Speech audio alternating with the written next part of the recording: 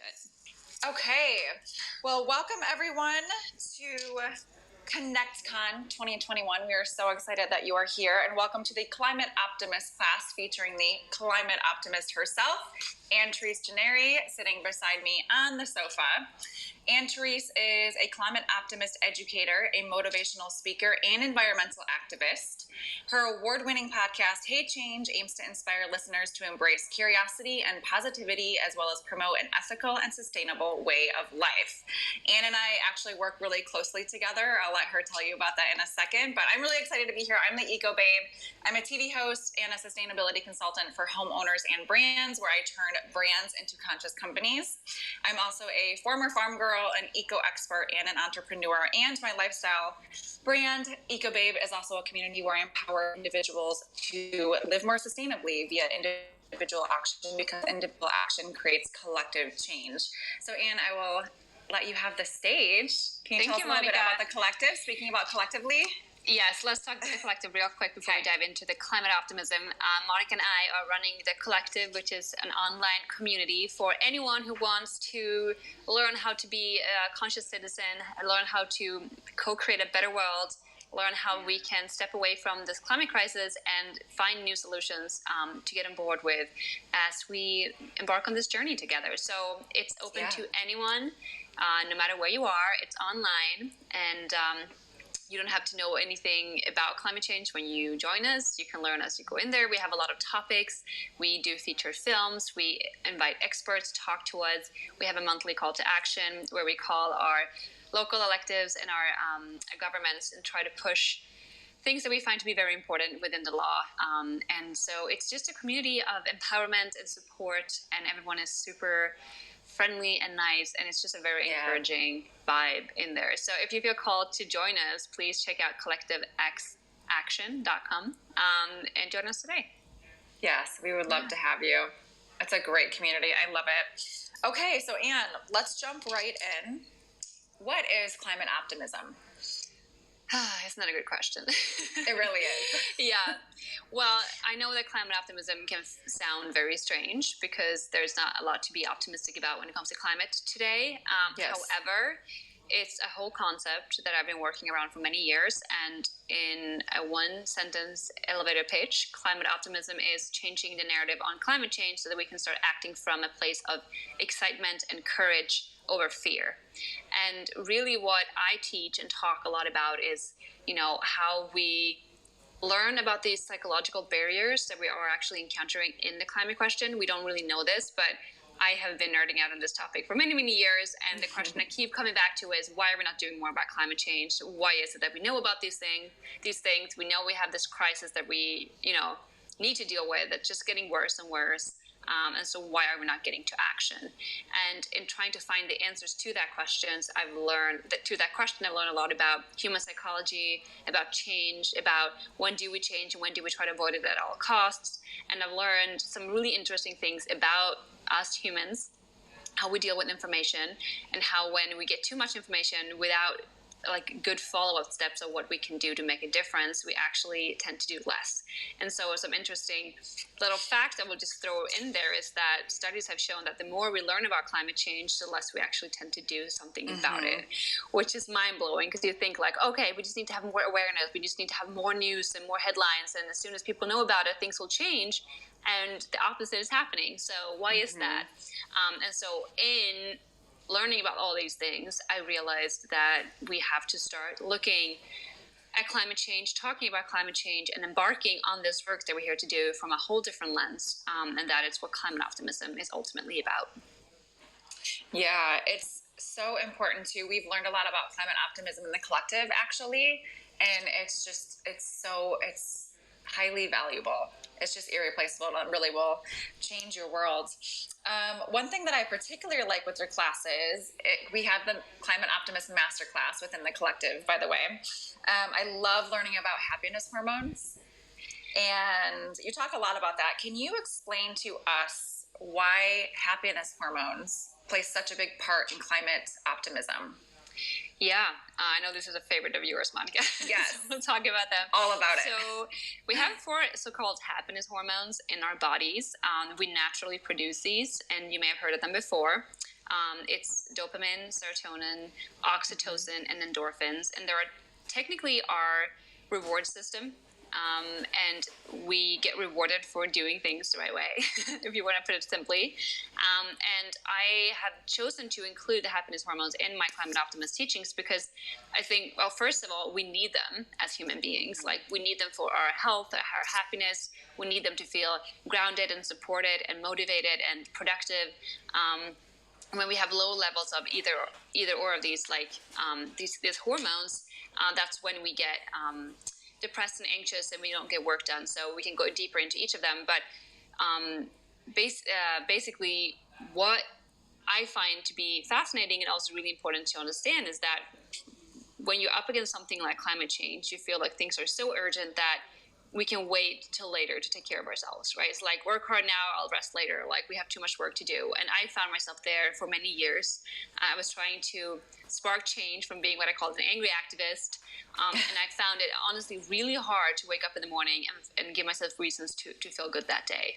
I was always haunted by this idea of like, well, yes, but the climate change is real, and there are so many animals suffering, and there are human beings who are not being treated well. So like, that awareness was constantly haunting me, and I ignorance is bliss. Yeah, exactly. And I was like, okay, how do I not know this? But I did know that, and I found it really hard to feel happy and healthy in all these times. And so I learned, after having burnt out too many times, that okay, I need to take care of myself first. It's essential. And what I realized too is, as I started to take care of myself, I was able to do a lot more important work, because the happier we are, the better we are, the healthier we are, the more rest we get. We're actually much more motivated to get to action, to do work with others, and we're actually much more inspiring to others as well. So I'll break them down for you so you can better understand what they are and how you create them. Starting with dopamine. Dopamine is also called the feel-good hormone, and when we have a lot of dopamine in our bodies, we just it's like we walk around feeling happy. Like, it's just a really feel-good hormone to have a lot of, and you can know that you're low on dopamine if you've had maybe a few bad nights sleep in a row, and you feel irritated and you want to get work done, but you feel like you can't focus and nothing gets done. We need dopamine to be able to focus. We need dopamine to be able to be productive and find inspiration and get things done, basically. And the funny thing is, or not the funny thing is, because it makes a lot of sense, but the more dopamine you have, the more productive you are, and also productivity and getting things done fuel more dopamine. So it's all like a very positive cycle. Also, a good night's rest is essential to fuel dopamine. So if you feel like I can sleep later, do not say that to yourself. 1 hour more sleep is more important than 1 more hour of work, because you'll be more productive in your work the next day. So dopamine is the first one. Secondly, we have serotonin. So Anne, wait, sorry. It just builds on each other, right? Like, the more dopamine you have, the more your body will produce, and the more you get done. So it's basically like a renewable resource. Sorry, I also forgot that I had not changed the screen. No, that's okay. So I was going to say that too. I think of, and I'll get to this actually, but the happiness hormone is a sense of renewable fuel for you, for your health and your happiness. And I'll share with you why I think action and climate action has a big part to play in that. But yeah, it's all like built upon each other and itself. So the more dopamine you have, the more productive you'll be and more work you get done.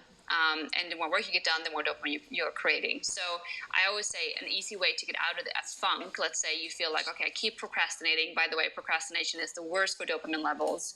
The more you procrastinate, the lower the levels of dopamine get, and you're just like stuck in a rut. So if you feel like you're stuck there, like I can't get anything done, I'm not motivated, like I just feel like everything's blah, the fastest way to get out of that is to make a list of 3 things. What can I do right now? And you start crossing them off. You know that feeling when like, oh, I need to just clean my room. And you clean the room and suddenly you feel like amazing. You're like, I'm a superhero. That is because you finally have dopamine in your body. So just don't overwhelm yourself with like, here are the 25 things I need to do. Make it 3 and, start taking them off, and then you can build upon that. Yeah. So dopamine is really important in our toolbox as activists. We have, by the way, a request to say something. We did say we leave questions till the end, so please write it down and we'll get back to you soon. The second one is serotonin. Serotonin is the mindfulness hormone. So when we take time to just slow down, when we meditate, when we do yoga, when we go for walks in nature, when we allow for ourselves to just be quiet, that's when we fuel our serotonin. I also want to mention that we can fuel all these through healthy foods and protein and vitamins and stuff too. So a good diet is essential. But another, like, I find myself way too often, I'm just like running, and like, we don't have time, like, let's act now, let's do more. But then, you know, you have to bring yourself back to just the quiet and slowing down. And the more we can slow down, the faster we'll get the right work done. So also the more dopamine and serotonin you have, the better you sleep at night. So if you have sleep issues, I would also work on exercise and slowing down and meditating so you'll sleep better. Wow. So those two are like the mindfulness, the feel-good hormones. And we have oxytocin, which is, I think, really interesting in terms of climate action. Yes. Oxytocin is the bonding hormone. When a mother gives birth to a baby, she creates a lot of oxytocin just to be able to bond with her baby. So when she's breastfeeding and she has that connection to a child, that's when she produces dopamine. And oxytocin. And it's because you want to be able to connect with another human being. And the same happens when you hug someone. So if you felt, you may have felt low on oxytocin this past year because we haven't had that physical connection, but hugging someone, touching someone on the arm, I love this one particularly, eye gazing. So just sitting and looking into someone else's eyes, you actually produce oxytocin. And also when you do things in community with others. So I think for me, and that's why we started the collective, you know, action together with others is so important because we need that feeling of belonging. Like, we're not alone. We're in this together. We can do this together. And also to remember that there will be days when you're not feeling as high, you're not feeling as motivated, and, you know, you're just tired. And then you can remember that you're not doing this on your own. There are other people out there that may be stronger than you that day. So we feed off each other. We build upon each other.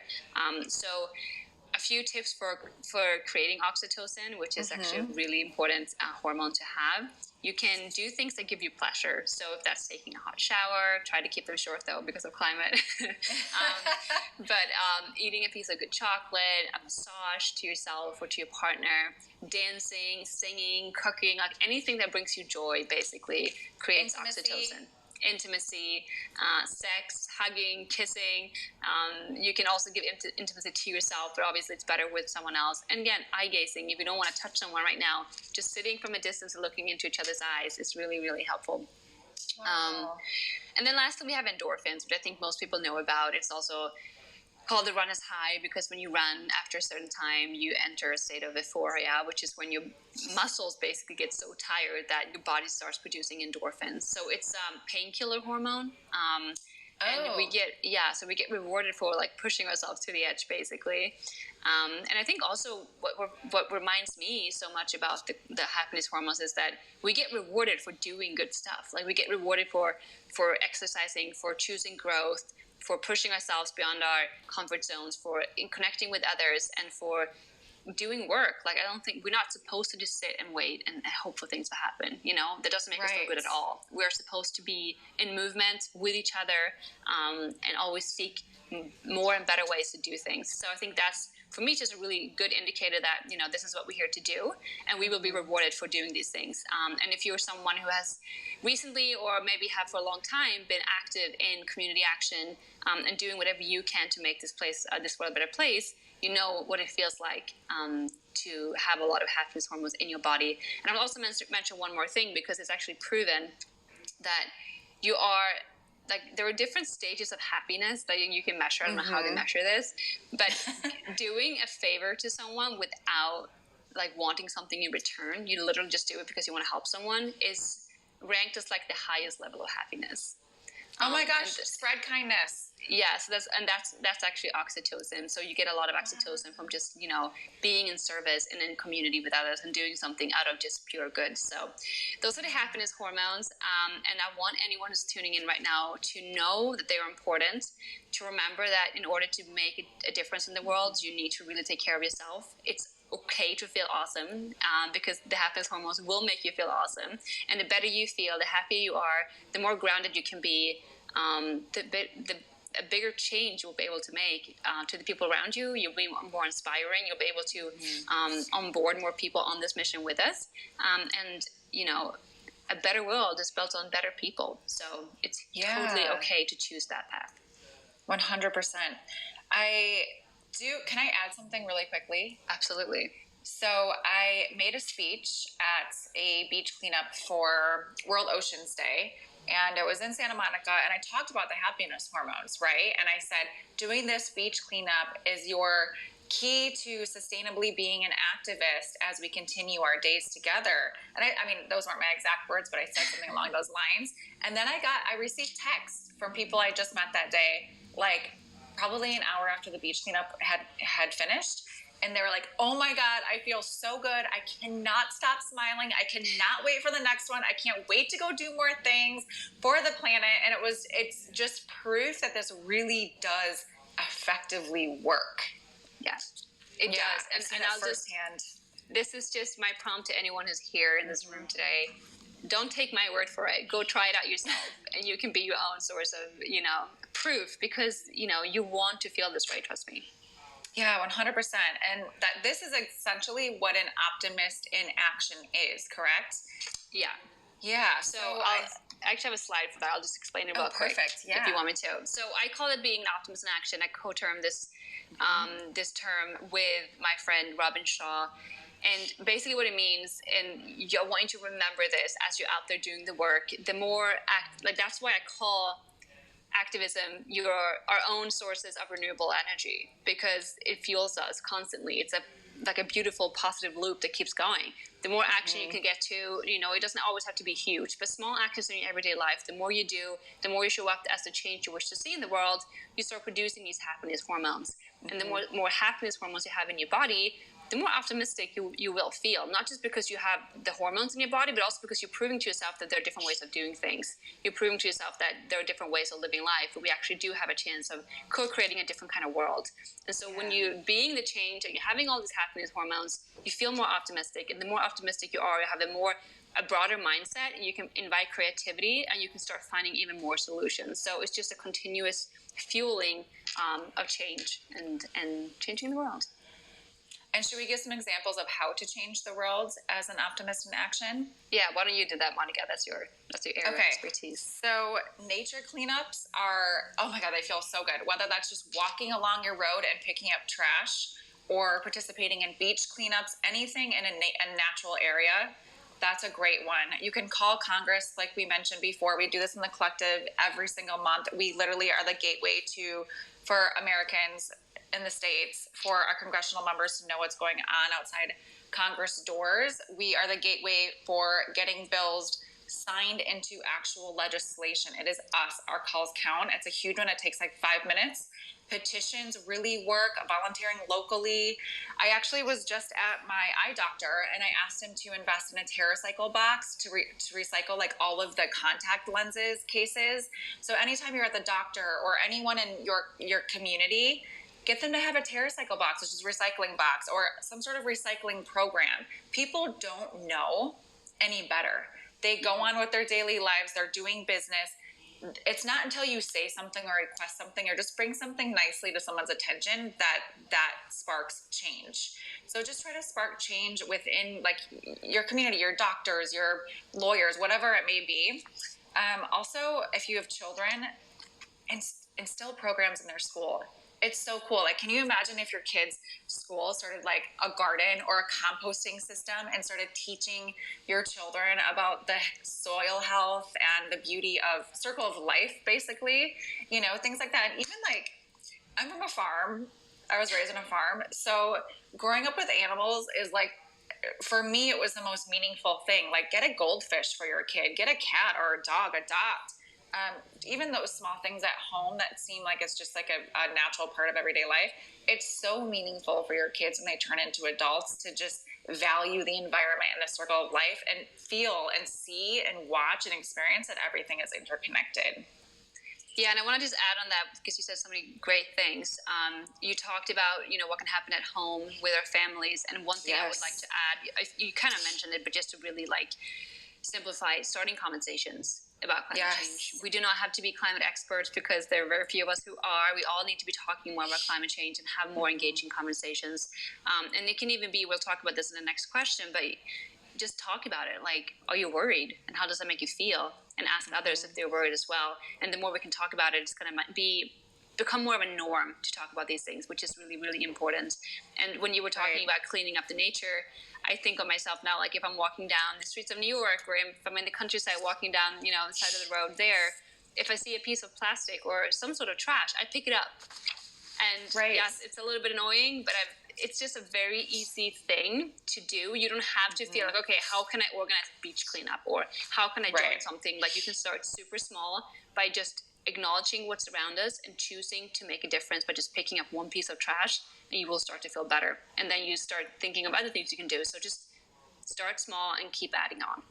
Yeah, volunteermatch.org. Volunteer Match is also a great resource. You plug in your zip code where you live, and you can filter by whom you would like to help. If it's like shelters, religious sanctions, like anything, and they'll give you volunteer opportunities within your area. Just wanted to add that in there. And did we talk about the 5 Ds? We didn't. We can come back to it later, I think, if there's time. Okay. Unless you want to cover it now.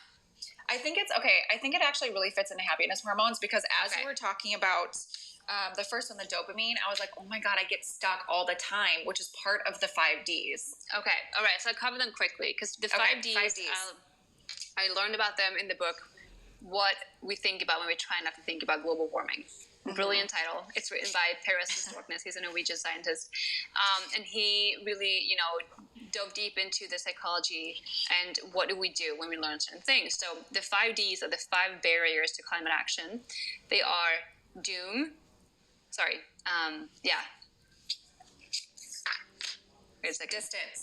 Distance, doom, dissonance, denial, and identity. So distance means that for most of us, at least for a long time, climate change has felt distant. Either it's going to happen sometime in the future, or it's not happening right here. It's happening to polar bears or other countries or other people. And although we obviously care about future generations, we care about polar bears, we care about other people, it's not enough to trigger urgent actions right now because we have other things to care about. We have the fact that we have a job, we need to put food on our table for kids tonight, we have all these other things that we need to care about. And so in order for us to drop everything else and get to action now, it needs to feel personal. And for most of us, climate change is distant. So that's number one. The second one is doom, and that means doom and gloom. When we talk about climate change, it is this doom and gloom message, like this is disastrous, this is not great, and we're trying to induce this fear and hoping that that's going to spark action, but actually the opposite's happening. And also because, and I come from a background in marketing, so this is really interesting to me, but when we use terminology like doom and gloom or that we have to sacrifice, and when we talk about climate change, it's often about we have to drive less, we have to travel less, we have to eat less meat, we have to use less plastic, we have to cut down. So it's cutting down and doing less. It's all these terminology that actually, although it's intended to be good, on a psychological level, our response is that we don't want to do it, right? Like, we know we should, so there's this shame behind it, but I know I should be driving less, but it doesn't really spark action, right? So for me, an easy way to actually overcome this barrier is to figure out a way to say it in a different way. So instead of saying we need to eat less meat, we say, oh, we should eat more plants because they're so nutritious. Or instead of saying we need to travel less, oh, we should spend more time at home because there's so many awesome places here. So there's a very simple way of just shifting the narrative, again, back to shifting the narrative, and knowing how we talk about these things to inspire action in a positive way. Number 3 is dissonance. So that really means that we learn about climate change, we understand change has to happen, and we want to be part of that change, but then we begin to look around ourselves in the lives that we live, and we realize that everything we do basically is fueling climate change and not the other way around.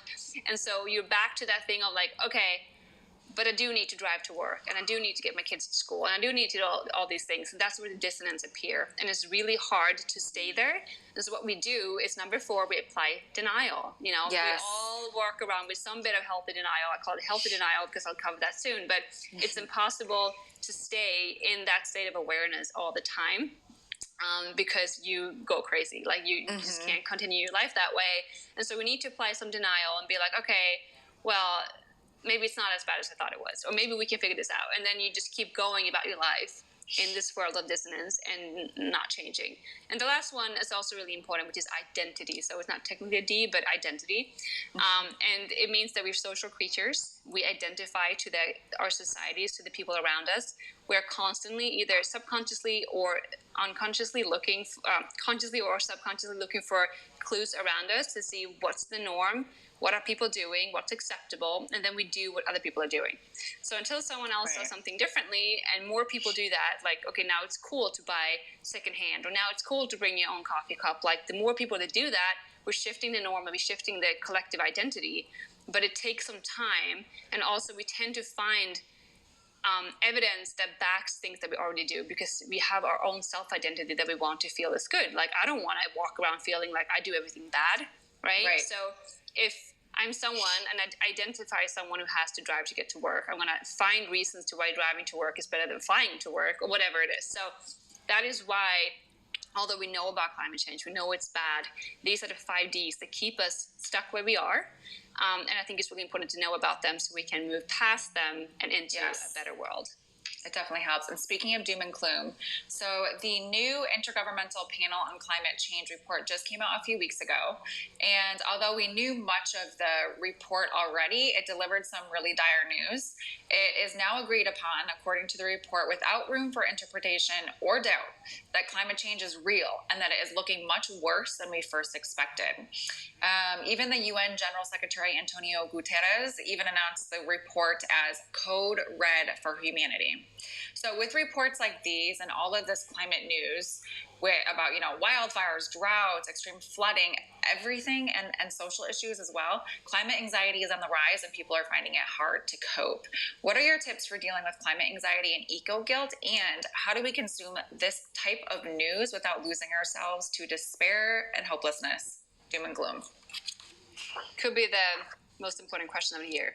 And this is one that I have struggled with a long time myself, and it took me a while to realize that this is something we need to pay attention to, first of all. Being a climate optimist does not mean that we just shove away all the bad and focus on the positive. I tried that. It doesn't work, because your body remembers. Although you're trying to not focus on it, you know that something isn't right. And so it's really important that we remember that it's okay to feel. We need to start there. It's okay to feel afraid. It's okay to feel anxious. It's okay to be angry. It's okay to not know what to do. And landing in that acceptance is really the first step in healing. And I say healing because I also want to emphasize that we do not have to stay in those negative emotions in order to make a difference. You do not have to be an angry activist to make a difference. Actually, what we just covered, you will make a much bigger difference if you choose to be happy and healthy and well. But in order to get to that place, we need to start with acceptance.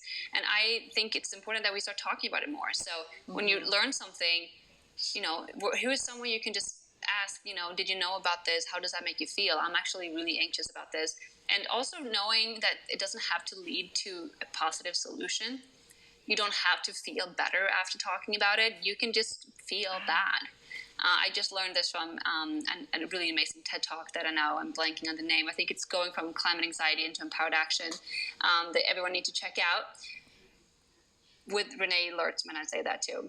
It's really good. But, this idea that we have to always feel better. Our hearts can take much more than we think. And so I like to say this phrase, awareness hurts, and that's okay. And I keep coming back to that, because once you start to open the gate to awareness, it can be really difficult to deal with, because yes, you get to learn all the good things and you open up your heart to all the positivity, but you also open up the gates to the bad. And so what do you do with that? How do you deal with the negative and all the sadness and all the fear? And I think remembering that it's okay to feel pain. like we can take that, right? Right. And actually, Mother Nature is asking us to feel that right now, because if we don't, how can we ever do something better? And so I think remembering that it's okay to be angry and afraid, but we do not have to stay there. And actually, we can fuel this energy into something better. And so I would say, starting with just accepting, find a way to funnel that. So like that's talking about it to someone or writing about it. I think journaling is really helpful for me. So letting it out just in words, like this is how I feel. And then find ways to release it. I say, if you need to cry, please cry it out. If you want to scream or punch something, just tell your neighbors that you're going to be screaming for a while so they don't call the cops, or find some nature that you can go and scream out into the ocean. But like allowing yourself to feel the feelings are really, really important. And then, as we just talked about, do something. Climate anxiety, per definition, is when we get closer and closer to an anti-goal, which here is climate change. And feeling like we can't do anything about it. So it's a lack of agency, the lack that, feeling like it's out of my control to make a difference. And that's not true, right? We all know that we can make a difference. And so finding small things, how small, how big that is, to do something, find a community, maybe a grassroots community, or an online community, or just start your own community with friends or family, and just do something. And just whatever. And I know that it's not going to, tip the scale, because that's when we start to feel disempowered again. But like, you are doing what you can, and at least you're feeling better. And from feeling better, you can start to do even more. Yeah. Well, on that note, what does it look like to be an optimist in action? I know we've talked about this a lot already, but speaking of like joining a community and everything you just said, like, do our individual actions really, really matter in the grand scheme of things? I know that can be very disempowering, and it's a disempowering question, but give us your insight. Well, first of all, it's a question that I keep asking myself all the time. Yeah. And if you do too, don't feel bad, because it's like, okay, I know that it should matter, but there's like companies out there, and there's like, it's down to politics and all these things. Like, I'm just a small fish in a huge ocean. Like, what can I do to make a difference? And there are 4 reasons I say that individual actions do matter. First of all, they mend anxiety, right? So, step number 1, just if the only thing you do it is for yourself, like for you to feel better and feel like you do have the power to make a difference, that's great. Like, if that's the only thing you feel, perfect. Like, just do whatever you can and feel better. Secondly, it builds character. All the things we do start creating habits, and the habits make up who we are. And before you know it, you're gonna be the person who brings your own water bottle, who bring your own bag to the store, who say no to plastic, who tries to buy local and support local farmers. And like, the more you add on, it starts becoming the person you are. And that's the person that's going to show up in the world. It's going to determine how you vote in the next election, how you start conversations with friends. And so, the first 2 parts are really about yourself. It's about feeling better and creating a certain character that you're proud of and want to be. And this person will then go out into the world and inspire more action. And so, you are starting to shift the norms, like we talked about earlier. The more people that bring their own coffee cup to the store, it's going to become normal to do so. The more people that wear the same outfit 5 parties in a row, it's okay to do that. Like, it's okay to start changing the norm. And we have to remember, this is number 4, that the more we do something, we're planting seeds, and you never know what that seed will grow up to be. And so you might just be showing up, doing you, having no idea that you're inspiring someone else, but they see that, or they hear you say something, and then they feel, okay, if she can do that, I can do it also. And so that is, in my opinion, besides the obvious fact that when all of us do something, it adds up. So individual actions matter in that sense. But we can drive consumer demand.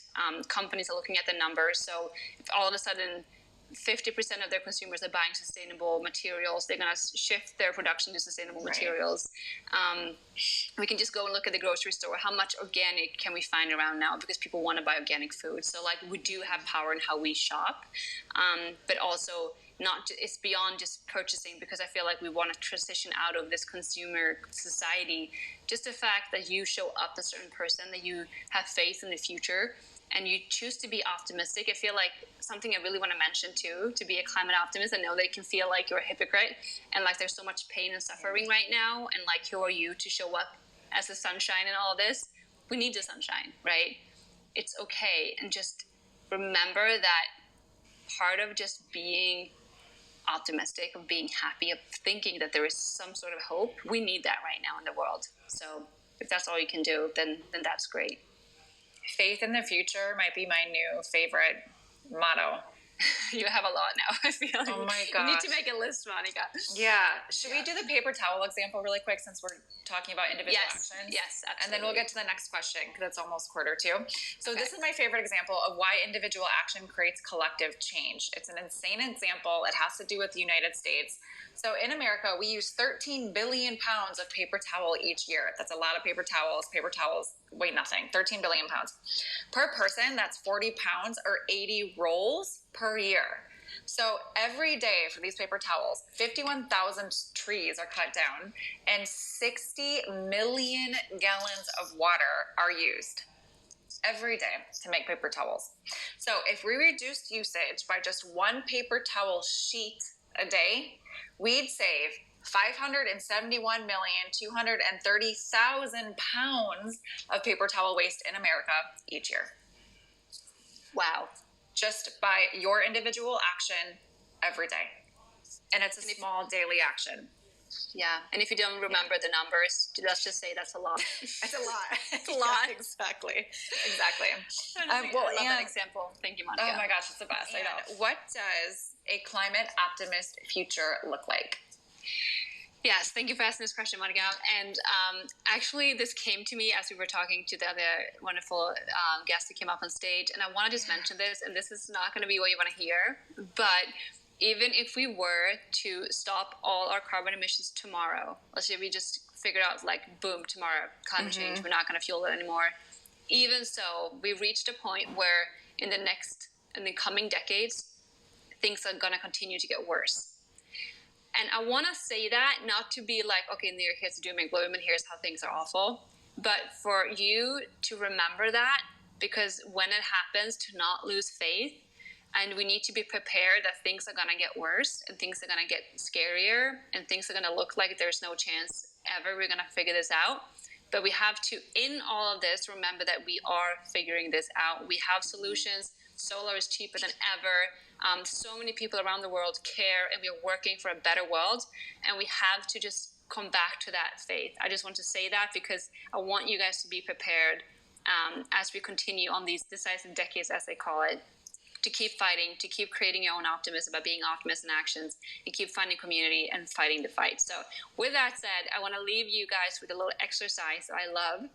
And it's about imagining a different kind of world, because we need to remember that it's impossible to know what the future will look like. And if we were to go back 100 years in time and tell someone back then what our society today looks like, they would never believe us. So we have to keep that in mind. We have no idea what we can come up with. And actually, maybe the future is even better than what we know today. And so I love this exercise. And what I start with is asking myself, what could a future look like if I were to keep some room in my heart for the unimaginable? So the whole idea with this exercise is to go beyond what you even can imagine right now, because you have never seen this before. It's just so outside of your own imagination, and you have to remember that that can still happen. So I do this exercise, and I close my eyes, and maybe I journal, but I just allow myself to just go there into this dream future and see what that feels like. And a future, I'll just give an example because I find this to be so joyful and optimistic. I see a future where instead of driving cars, we have figured out a really high-tech, speedy way to commute with electric cars or electric trains or whatever it looks like. So all the parking lots have become veggie gardens, and there are trees on the streets, and there are greenery on the walls, and every rooftop has trees on them too. And so by just reintroducing nature into cities and urban areas, we're reinstalling microclimates, and so we're stabilizing the environment, we're creating more moist, it's healthier to breathe the air because there's nature around us, it's quieter, there's no buzzing anymore, so that noise pollution is also gone. We have more time to spend with those we love because we're not driving and stuck in traffic all the time. We eat food that's locally produced because it's literally grown on our rooftops. And we have brought back the community sense of like we're doing this together. We're helping each other out. There is a different kind of economy that's healthy, not just for the planet, but for the people as well. We figured out a way to empower each other and indigenous communities. And and everything, the trash doesn't exist anymore because we figured out a different solution. We've taken away all the plastic from the oceans, and so you can actually go to the beach again without cutting yourself on a piece of plastic. And I want you to remember that that future is very possible, and it doesn't take much. It doesn't take much to plant trees in the city. It doesn't take much to commit that we want to do this, that we want to transition into renewable energy. It doesn't take much to realize that we can work less and spend more time with those we love. It's not a big shift. It's just a shift in mindset, and it's for us to keep showing up to that curiosity and that excitement, and to ask ourselves, what else is possible if we just dare to believe? So I'll leave it at that, and I want everyone to practice this and to really challenge yourself. What else could be possible if we just keep showing up for the work? Thank you, Anne. I want that world. Me too.